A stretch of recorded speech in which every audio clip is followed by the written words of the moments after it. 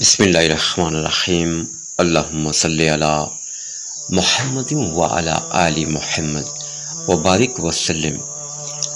جناب سیدہ فاطمہ الزہرا سلام اللہ علیہ کی رخصتی کے بعد حضور نبی اکرم صلی اللہ علیہ وسلم حضرت سیدنا علی المرتضیٰ شیر خدا کرم اللہ تعالیٰ وجہ الکریم کے گھر تشریف لے گئے اور اپنی دختر نیک اختر جناب سیدہ کائنات فاطمہ الزہرا سلام اللہ علیہ سے فرمایا، اے فاطمہ، میں نے تمہاری شادی خاندان کے سب سے بہتر شخص سے کی ہے۔